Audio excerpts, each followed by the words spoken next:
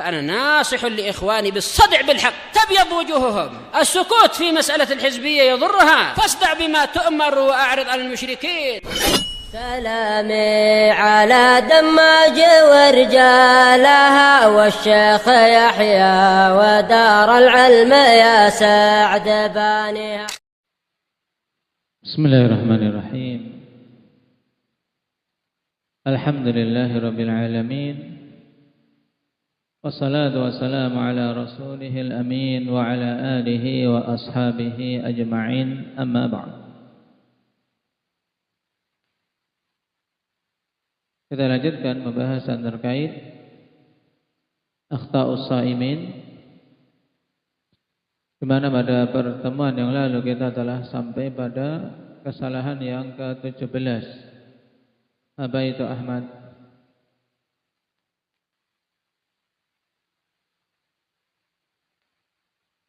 Nah, mencari-cari masjid yang imamnya suaranya bagus ketika menunaikan salat tarawih atau yang lainnya tanpa memperdulikan kecocokannya dengan sunnah, juga tanpa memperdulikan keadaan masjid yang dekat dengannya. Karena tentunya masjid yang terdekat itu yang paling berhak untuk dia makmurkan selama sama-sama masjid tersebut adalah masjid sunnah. Kecuali apabila masjid yang di dekatnya padanya kebid'ahan, imamnya tidak menyempurnakan salat, dan imamnya bahkan melakukan perbuatan-perbuatan penyelisihan terhadap sunnah, mencukur jenggot, isbal, merokok, dan seterusnya, maka dia berhak untuk mencari imam yang lain yang ada di masjid yang lain walaupun lebih jauh. Jadi bukan hanya sekedar mencari yang suaranya bagus. Sekarang kita masuk pada kekeliruan yang ke-18, at-taubatul kadzibah. Taubat bohong, atau dalam istilah kita ya taubat sambal, di mana seorang bertobat tapi tidak jujur. Taubat sementara, seperti seorang yang taubat dari sambal kepedasan, taubat tidak ingin ngulangi lagi, tapi besok ada sambal lagi dia makan lagi.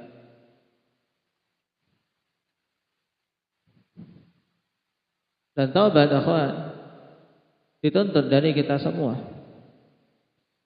apalagi di bulan Ramadan yang betul-betul dibuka pintu pengampunan Allah Subhanahu wa taala.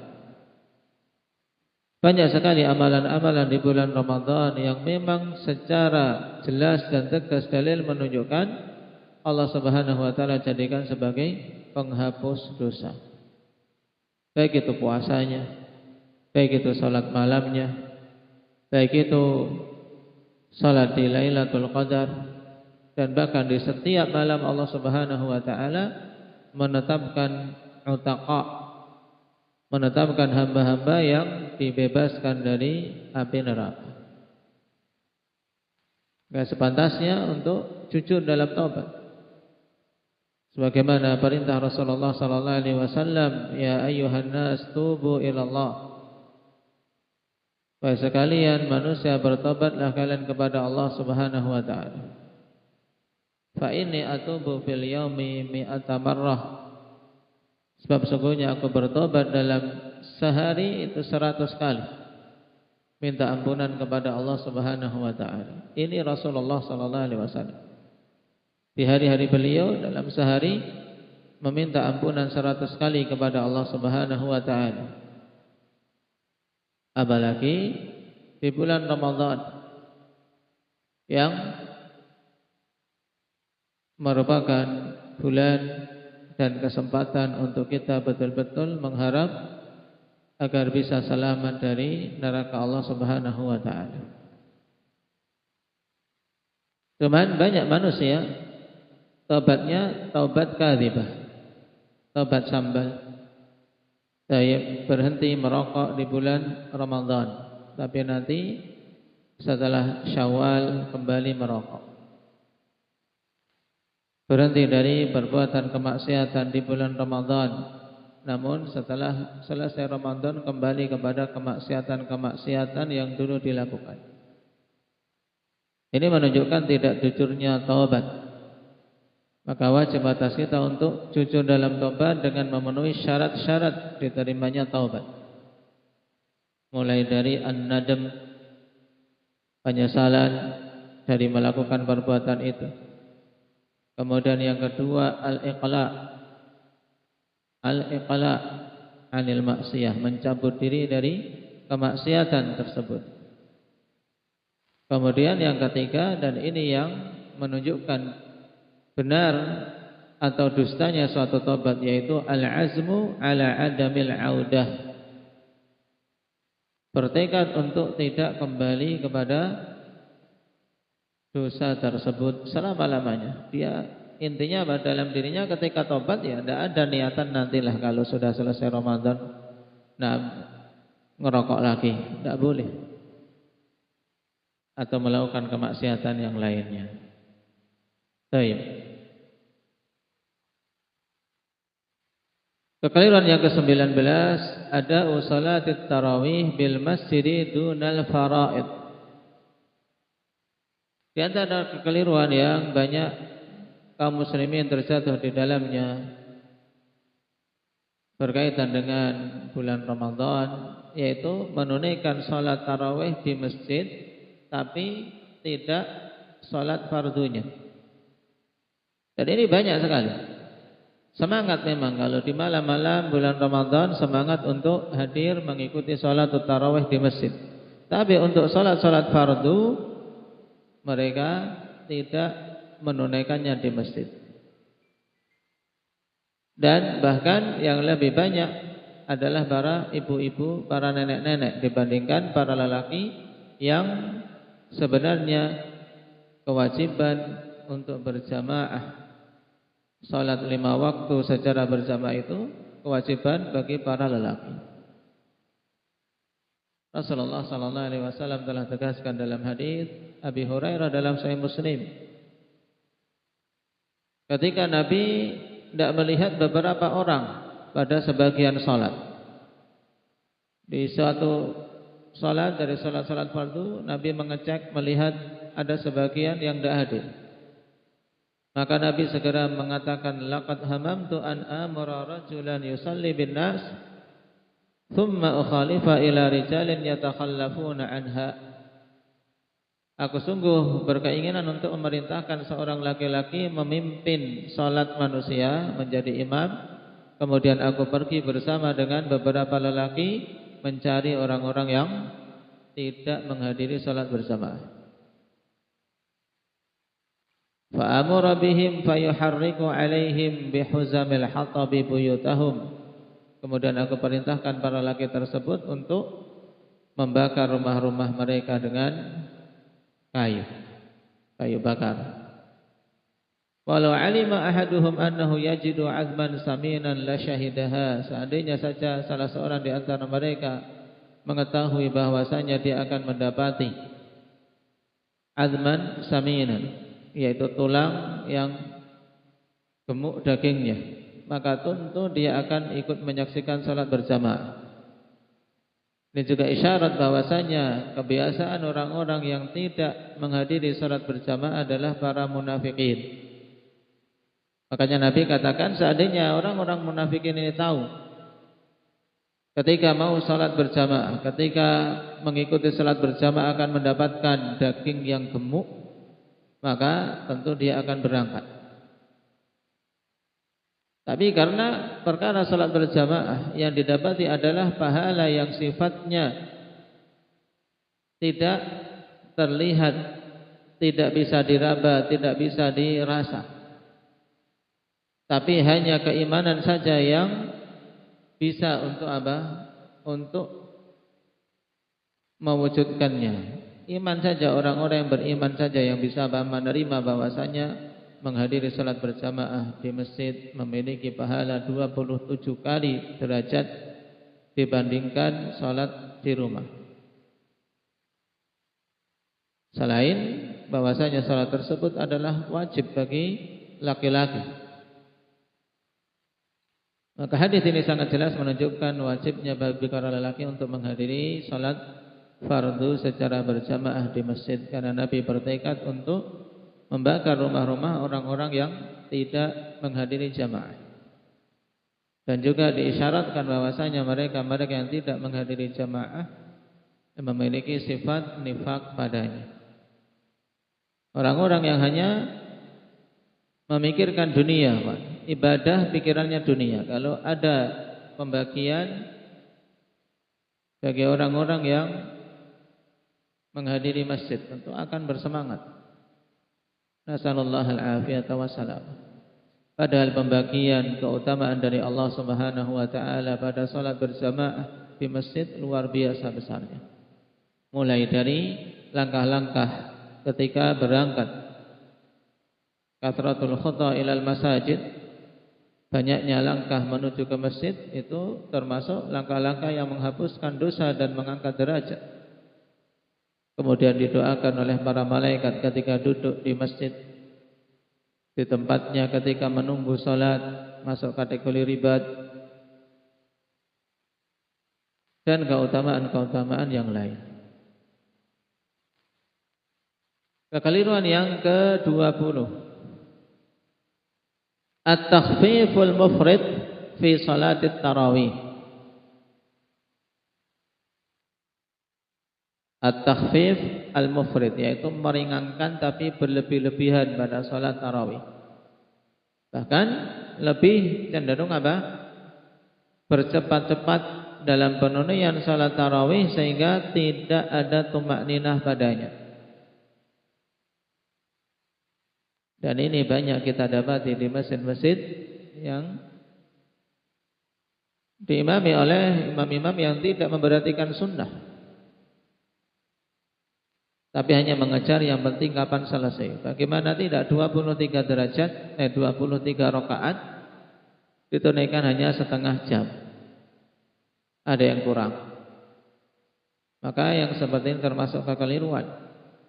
Dan apabila salatnya tidak ada tumakninah padanya, tidak membaca Al-Fatihah padanya, maka tidak sah. La salata liman lam yaqra' bi Fatihatil kitab. Tidak sah salat bagi yang tidak membaca Al-Fatihah. Baru ikut Allahu Akbar, mau baca Al-Fatihah sampai iyyaka na'bud, sudah apa? Imamnya rukuk. Mau menyelesaikan sampai waladhdallin amin, imamnya sudah sujud. Nah, gimana mau selesai salatnya? Cuman kejar-kejaran sama imam. Tayyib kejar-kejaran sama imam. Dan ini banyak terjadi. Dan ini juga yang dikeluhkan oleh ikhwah-ikhwah yang di luar sana yang tidak mendapati masjid sunnah. Bingung bagaimana menunaikan salat tarawih. Nah, padahal masjid yang ada di sekitarnya salatnya cepat. Nah, di sisi yang lain, akhwan, kita bersyukur bisa menunaikan salat tarawih, kita bisa mengaturnya sendiri. Nah, ini nikmat dari Allah Subhanahu wa taala, sepantasnya untuk kita syukuri dengan lebih bersemangat dalam menghadirinya, untuk tidak terlambat, agar betul-betul mendapatkan keutamaan salat semalam suntuk. Karena seorang yang salat bersama imam dari awal sampai akhir, pada salat tarawih pahalanya dihitung seperti salat semalam suntuk. Man sallama al-imam hatta yansarif kutiba lahu qiyamul lailah. Siapa saja yang salat bersama imam sampai selesai, maka ditulis baginya salat semalam suntuk. Semalam suntuk dalam Ramadan, engkau ditulis salat semuanya. Tentunya keutamaan yang besar. Maka upayakan persiapkan yang baik untuk seorang tidak terlambat, tidak kehilangan rakaat-rakaat pada salatul tarawih secara berjamaah. Namun bukan berarti kemudian ketika sudah telat, sudah tidak berangkat sajalah, enggak dihitung salat semalam suntuk. Ini juga talbis dari syaitan. Nah, ketika seorang memang sudah terlanjur terlambat, berusaha untuk tetap berangkat. Karena apa? Yang dia tidak mampu untuk meraih semuanya, jangan sampai malah dia tinggalkan semuanya, ambil yang bisa meraihnya. Baik. Ini dari satu sisi, ikhwan. Kemudian dari sisi yang lain terkait ikhwah yang tidak mendapati masjid sunnah dalam penunaian salatul tarawih, maka bagaimana dia menunaikan salatul tarawih? Saya nasihatkan jika tidak mendapati masjid sunnah dan yang ada penunaian salat tarawih yang cepat seperti ini, maka tunaikan di rumah. Tunaikan di rumah sendiri atau bersama dengan keluarga, sehingga dia bisa menunaikannya dengan tumakninah, dan semoga masuk dalam sabda Nabi sallallahu alaihi wasallam, khairu salatil mar'i fi baitihi illa al-maktubah. Sebaik-baik salat seseorang adalah di rumahnya kecuali salat fardu. Naam.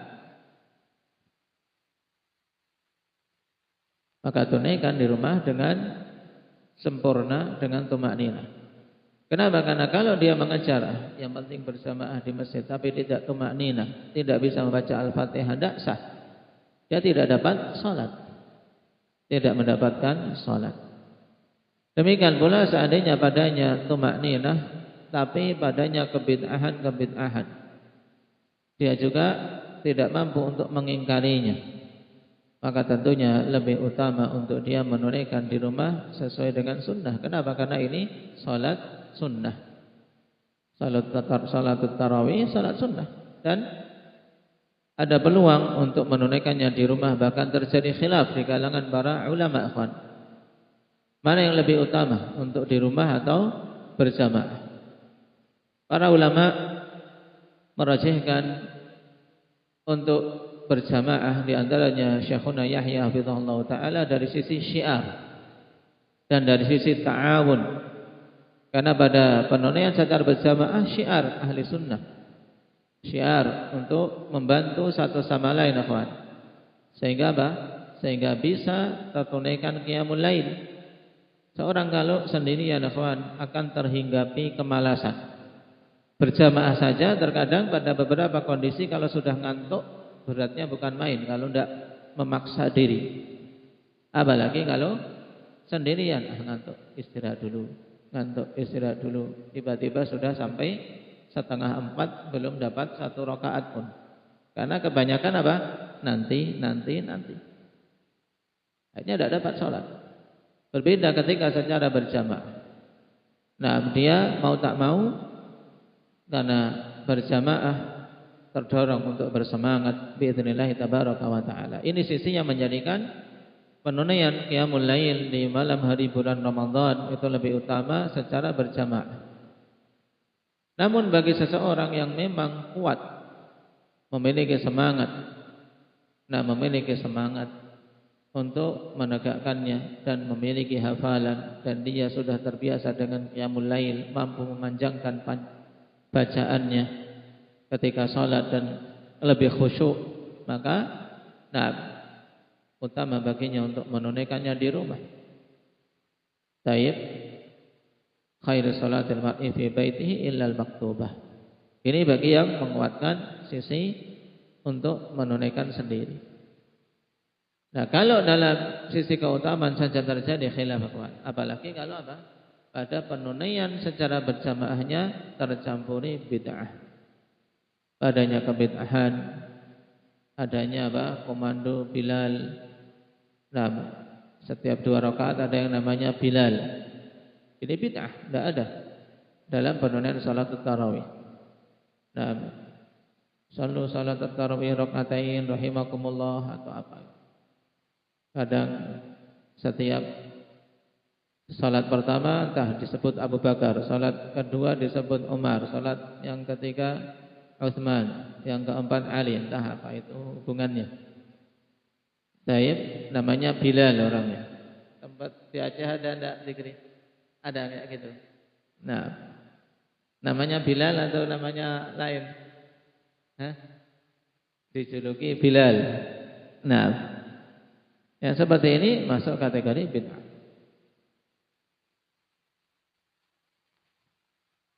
Yang jelas akhwan, perhatikan dari sisi salatnya. Nah, dan termasuk kekeliruan tadi percepat-cepat dalam penunaian salat tarawih, karena asalnya akhwan untuk qiyamul lail Nabi sallallahu alaihi wasallam memperpanjang untuk qiyamul lail. Apalagi di 10 terakhir sampai-sampai dikatakan oleh para sahabat, nah, mereka saking panjangnya bersandar pada tongkat-tongkat. Karena panjangnya dalam berdiri. Baik. Barakallahu fiikum. Nasallallahu taufiq wassadad. Walhamdulillahirabbil alamin.